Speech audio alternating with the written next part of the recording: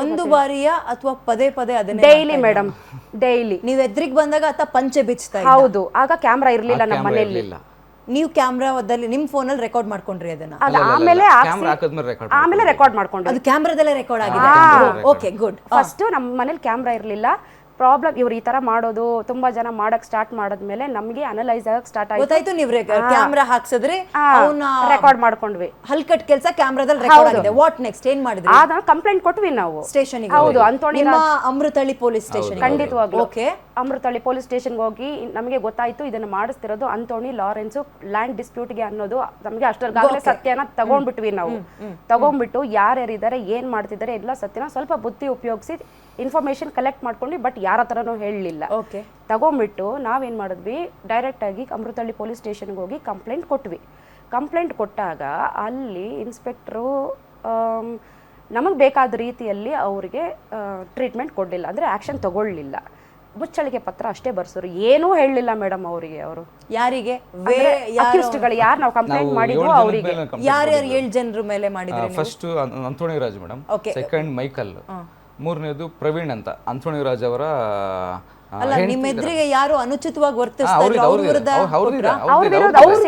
ಏನು ತಗೊಳ್ಳಿಲ್ವಾ? ಇಲ್ಲ ಮೇಡಮ್, ಯಾವ ಆಕ್ಷನ್ ತಗೊಂಡಿಲ್ಲ. ಅವ್ರು ಏನಾದ್ರು ಇದ್ದಿದ್ ಪ್ರೂಫ್, ಆತ ರೋಡ್ ಅಲ್ಲಿ ಹೆಣ್ಮಕ್ಳು ಬರ್ತಾ ಇದ್ದಂಗೆ ಪಂಚೆ ಬಿಚ್ತಾ ಇದ್ದಿದ್ದು ವಿಡಿಯೋ ಪ್ರೂಫ್ ಕೊಟ್ಟರು. ಮೇಡಮ್ ಆ ತರ ಕೊಟ್ಟಿದ ತಕ್ಷಣ ಪೊಲೀಸ್ ಏನ್ ಹೇಳ್ತಾರೆ, ನನಗೇನು ಕಾಣಿಸ್ತಿಲ್ಲ ಇಲ್ಲಿ ನೀವ್ ಹೇಳೋ ತರ ಅಂತ ಹೇಳಿದ್ರು. ನಾನ್ ಹೇಳಿದೆ ದಯವಿಟ್ಟು ಸರ್ ನಿಮ್ ಫೋನ್ ನಲ್ಲಿ ಇದ್ರೆ ಈಗ ನಮ್ಮ ಇನ್ಪುಟ್ ಗೆ ಅದನ್ನ ಸೆಂಡ್ ಮಾಡಿ, ನೀವು ಮಾತಾಡ್ತಾರೆ, ನೀವು ಕಳಿಸಿ. ಈಗ ನಿಮ್ಗೆ ಕಾಲ್ ಮಾಡಿ ನಾವು ಕರ್ಸಿದ್ವಲ್ಲ, ಅವ್ರಿಗೆ ಕಳಿಸಿ ಅದನ್ನ. ನಾನು ಹೇಳ್ತೀನಿ, ಇವ್ರು ಹೇಳ್ತಾರೆ ಪೊಲೀಸರು ಅನುಚಿತವಾಗಿ ನನ್ನ ಮುಂದೆ ಪ್ರೈವೇಟ್ ಪಾರ್ಟ್ ಅನ್ನ ಉಜ್ತಾನೆ ಅಥವಾ ಅಸಹ್ಯವಾಗಿ ನಡ್ಕೊಳ್ತಾನೆ, ನನ್ನ ಎದುರಿಗೆ ಬಂದ್ರೆ ಪಂಚೆ ಬಿಚ್ತಾನೆ ಅಂತ ನೀವು ವಿಡಿಯೋ ತೋರಿಸಿದ್ರು ಪೊಲೀಸರು ಇದ್ರಲ್ಲಿ ನನ್ಗಂತದ್ದೇನು ಕಂಡಿಲ್ಲ ಅಂತ ಹೇಳ್ತಾರೆ. ಇದೇ ಉತ್ತರನೇ ಕೊಡ್ತಾರೆ. ಆಗ ನಾನು ಹೇಳಿ, ಇದು ಬೆಂಗಳೂರಿನ ಅಮೃತಹಳ್ಳಿ ಪೊಲೀಸ್ ಸ್ಟೇಷನ್ ಅಲ್ಲಿ ಆಗಿರೋದು. ಹೌದು ಮೇಡಮ್. ಓಕೆ, ನಾನು ಎಕ್ಸ್ಪ್ಲನೇಷನ್ ಮತ್ತೆ ಕೊಡ್ತೀನಿ. ಪಾಪ ಹೇಳ್ತಾ ಇದ್ದಾರೆ, ಒಂದು 10 ಸತಿ ಹೇಳ್ತಾ ಇದ್ದಾರೆ, ಸರ್ ಕರೆಕ್ಟಾಗಿ ನೋಡಿ ಸರ್, ಬೇಲಾಡ್ತಾ ಇದ್ದಾರೆ ಸರ್, ಕರೆಕ್ಟಾಗಿ ನೋಡಿ ಸರ್, ಅವ್ನ ಬಿಹೇವಿಯರ್ ಸರಿ ಇಲ್ಲ ಅಂತ ವಿಡಿಯೋ ತೋರಿಸಿ ಹೇಳ್ತಿದ್ದಾರೆ. ಅವ್ರು ಮತ್ತೆ ಹೇಳಿದ್ರೆ ನನಗೇನು ಆ ಥರದ್ದು ಕಾಣಿಸ್ಲಿಲ್ಲ ರೀ.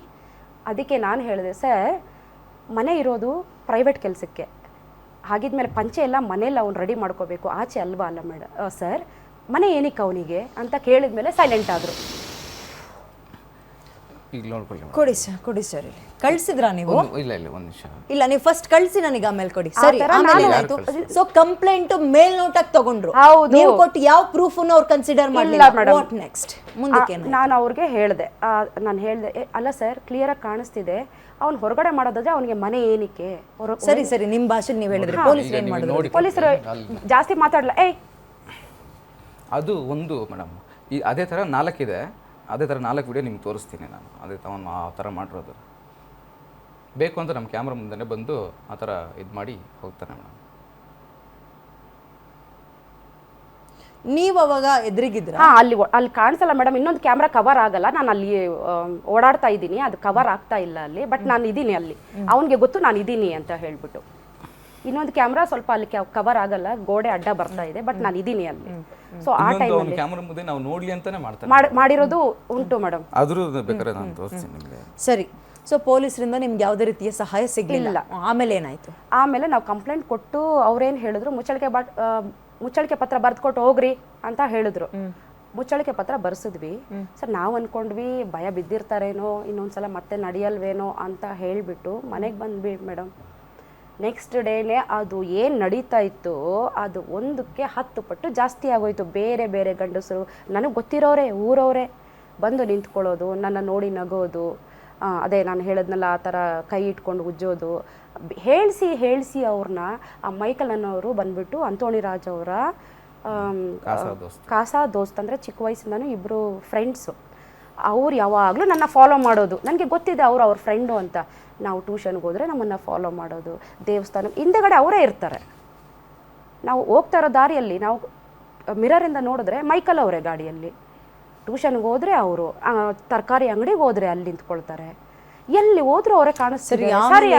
ನನಗೆ ಈಗ ಜಗಳದ ಬಗ್ಗೆ ಕ್ಲಾರಿಟಿ ಬೇಕು. ಬರ್ತೀನಿ ನಾನು ನಿಮ್ಮ ಹತ್ರ. ಒಂದು ಬ್ರೇಕ್ ತಗೊಳ್ಳೋ ಟೈಮ್ ಆಗಿದೆ. ಅಮೃತಹಳ್ಳಿ ಪೊಲೀಸ್ ಠಾಣೆಗೆ ಒಬ್ಬ ಹೆಣ್ಣುಮಗಳು, ಮಹಿಳೆ, ಮದುವೆಯಾಗಿ ಮಕ್ಕಳಿರೋಳು, ನನ್ನ ಮನೆಯಿಂದ ಹೊರಗೆ ಬಂದರೆ ಗಂಡಸರು ತುಂಬ ಅನುಚಿತವಾಗಿ ವರ್ತಿಸ್ತಾ ಇದ್ದಾರೆ. ಕೆಲವೊಬ್ಬರು ನಾನು ಎದುರಿಗೆ ಬಂದರೆ ಸಾಕು ಪ್ರೈವೇಟ್ ಪಾರ್ಟ್ಗಳನ್ನು ಮುಟ್ಕೊಂಡು ಅಸಹ್ಯ ಹುಟ್ಟಿಸ್ತಾ ಇದ್ದಾರೆ, ಪಂಚೆ ಬಿಚ್ಚುತ್ತಾರೆ, ದಯವಿಟ್ಟು ಇದಕ್ಕೆ ನನಗೆ ಸಹಕಾರ ಕೊಡಬೇಕು, ನೀವು ರಕ್ಷಣೆ ಕೊಡಬೇಕು, ಭದ್ರತೆ ಕೊಡಬೇಕು ಅಂತ ಒಬ್ಬ ಹೆಣ್ಣು ಮಗಳು ಬೆಂಗಳೂರಿನ ಅಮೃತಹಳ್ಳಿ ಪೊಲೀಸ್ ಸ್ಟೇಷನಿಗೆ ಹೋಗಿ ಕಂಪ್ಲೇಂಟ್ ಕೊಟ್ಟರೆ, ಪ್ರೂಫ್ ಸಮೇತ ತಗೊಂಡೋಗಿ ತೋರಿಸಿದ್ರೆ, ಪಂಚೆ ಬಿಚ್ಚುತ್ತಾ ಇರೋ ವ್ಯಕ್ತಿಯ ದೃಶ್ಯನೂ ತಗೊಂಡೋಗಿ ತೋರಿಸಿದ್ರೆ, ಅಂಥದ್ದೇನು ನನಗೆ ಕಾಣಿಸ್ತಾ ಇಲ್ಲಮ್ಮ ಅನ್ನೋ ದುರಹಂಕಾರದ ನಿರ್ಲಕ್ಷ್ಯದ ಸ್ಟೇಟ್ಮೆಂಟ್ ಕೊಡ್ತೀರಾ ಅಂದರೆ ಏನ್ರಿ ಆಗಿದೆ? ಏನು ಹೇಳಬೇಕಿದ್ದಕ್ಕೆ? ನೀವು ನಮ್ಮನ್ನು ರಕ್ಷಣೆ ಮಾಡಾಕಿದ್ದೀರಾ? ಒಬ್ಬ ಹೆಣ್ಣು ಮಗಳು ನನಗೆ ಭದ್ರತೆ ಕೊಡಿ, ನನಗೆ ಮನೆಯಿಂದ ಆಚೆ ಹೋಗೋಕ್ಕಾಗ್ತಾ ಇಲ್ಲ, ನನ್ನ ಎದುರುಗಡೆ ಬಂದರೆ ಸಾಕು ಗಂಡು ಮಗ ಅವ್ನು ಯಾವನೋ ತಲೆ ಕೆಟ್ಟವನು ಪ್ರೈವೇಟ್ ಪಾರ್ಟ್ ಮುಡ್ಕೊಳ್ತಾನೆ, ಪಂಚೆ ಬಿಚ್ಚುತ್ತಾನೆ ಅಂತ ಪ್ರೂಫ್ ಸಮೇತ ಕೊಟ್ಟರೆ ನನಗೇನು ಕಾಣಿಸ್ತಾ ಇಲ್ಲ ಅಂದರೆ ಯೂನಿಫಾರ್ಮ್ ಹಾಕೊಳ್ಳೋಕ್ಕೆ ಲಾಯಕ್ಕಿರೋರ ನೀವುಗಳು? ಏನ್ರಿ ಓದ್ಕೊ ಬಂದಿದ್ದೀರಿ? ಅಥವಾ ಯಾರಿಗಾದ್ರೂ ಲಂಚ ಗಿಂಚ ಕೊಟ್ಟು ಯೂನಿಫಾರ್ಮ್ ಹಾಕ್ಕೊಂಡಿದ್ದೀರಾ ನೀವು? 20-30 ಜನ ಮನೆ ಒಳಗೆ ಹಾಕಿ ಬ್ಯಾಟು ಕ್ರಿಕೆಟ್ ಬ್ಯಾಟನ್ನು ಇಟ್ಕೊಂಡು ಬೆಂಗಳೂರಿನಲ್ಲಿ ಹಾಡ ಹಗಲೇ ಒಂದು ಮನೆ ಮೇಲೆ ದಾಂಧಲೆ ಮಾಡ್ತಾರೆ. ಮಕ್ಕಳು ಕಿರ್ಚಾಡ್ತಾ ಇದ್ದಾವೆ, ಅಳ್ತಾ ಇದ್ದಾವೆ. ಏನಾದರೂ ಹೆಚ್ಚು ಕಡಿಮೆ ಆಗಿ ಯಾರಾದರೂ ಸತ್ಗಿತ್ತು ಹೋಗಿದ್ರೆ ಅವಾಗ ಏನು ಮಾಡ್ತಾ ಇದ್ರಿ? ಅವಾಗಲೂ ಏನೂ ಆಗಿಲ್ಲ ಅಂತ ಸುಮ್ಮನೆ ಆಗ್ತಾ ಇದ್ರಾ? ಬೆಂಗಳೂರಿನ ಅಮೃತಹಳ್ಳಿಯ ಪೊಲೀಸ್ ಠಾಣೆಯ ಪೊಲೀಸರು ಅಥವಾ ಇನ್ಸ್ಪೆಕ್ಟರ್ಗಳು, ನಿಮಗೆ ನೀವು ಪ್ರಶ್ನೆ ಹಾಕೊಳ್ಳಿ.